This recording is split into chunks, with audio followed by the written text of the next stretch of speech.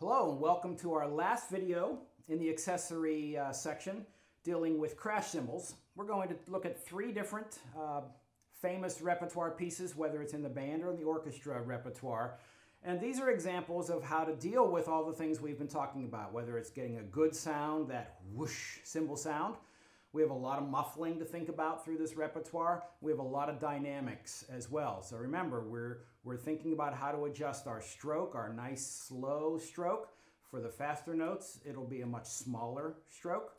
We'll have to think about whether we're off center very little, a lot, or none at all for the softest notes. And we'll also think a lot about that double attack. How much double attack should we have, whether it's a big V like this or a much smaller one. Our first example will be the John Philip Sousa March Stars and Stripes Forever. So in this, the cymbals are really just a timekeeper, kind of like this.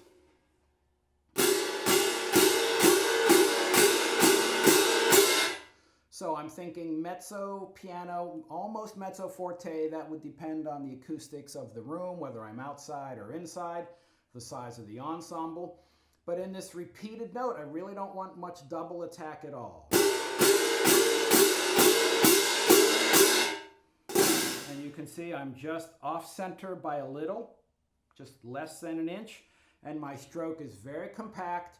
I'm still trying to think a little bit about that glancing blow, but I just don't have time to do the circles. So here's Stars and Stripes Forever.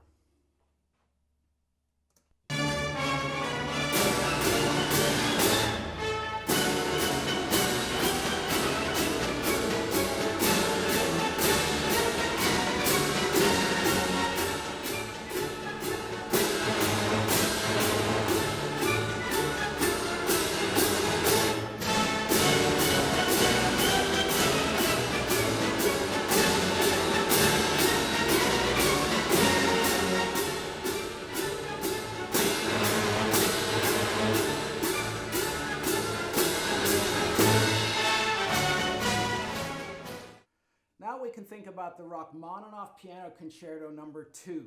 Very famous cymbal part due to the fact that it's supposed to be very soft. You basically are trying not to cover a piano with just a little bit of woodwind support. So this is one of the softest things we'll ever play on the crash cymbals. Some people would use some very small cymbals for this. I'll just keep using the cymbals I've used all the way through this. But just as I did in that video about dynamics, there will be no double attack. I will try to play absolutely on center with the smallest stroke I can control. And again, I've taken from my usual playing spot here, and I'll be totally vertical, so I like to do this so I can see all edges of the cymbals and try to get that sound without playing too loudly. So not only do I have to think about not covering the piano in this, I have to watch the conductor and stay with the ensemble all the way through that to get these types of sounds. So here's the Rachmaninoff Piano Concerto.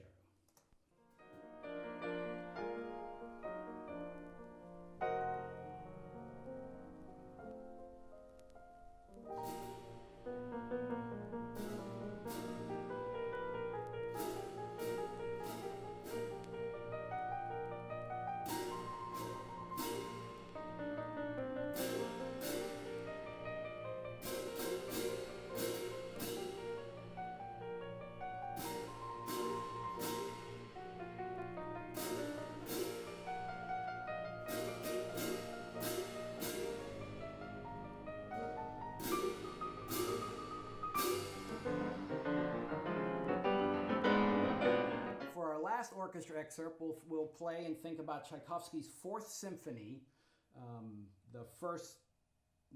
Sorry about that. This is the fourth movement, my bad. Start again. Go ahead. For our last orchestra excerpt, we're going to play and talk about some of the techniques needed for Tchaikovsky's Fourth Symphony in F major, the fourth movement. It's probably the most famous orchestral cymbal excerpt. It's loud, it's fast, it requires some difficult muffling, to execute all of the patterns. You really have to stay with the rest of the percussion section, in this case triangle, bass drum, and timpani, staying with the orchestra. Really fast eighth notes.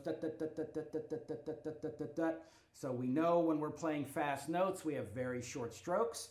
We have very little double attack whatsoever, and we really have to be careful how off-center the cymbals end up being. In this case, I'll go a little further off-center than my usual playing. So this will be just the very ending of Tchaikovsky's Fourth Symphony.